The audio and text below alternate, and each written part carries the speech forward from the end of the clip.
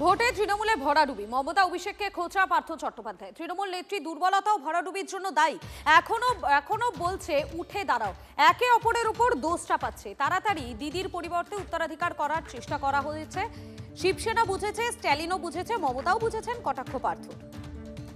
নেত্রীরও কিছুটা তো দুর্বলতা এর জন্য দায়ী। আজও চলছে, বলে উঠে দাঁড়াও, সবাই বড় ভালো খেটেছি, এসে শুনছি।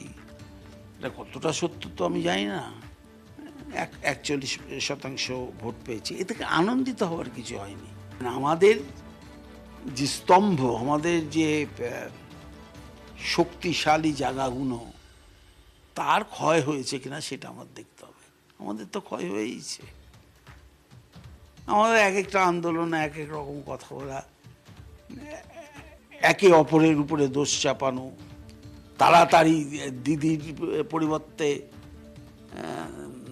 তার উত্তরাধিকার করার চেষ্টা, এটা শিবসেনা বুঝেছে, এটা স্ট্যালিন বুঝেছে, এটা মমতা ব্যানার্জি বুঝেছে।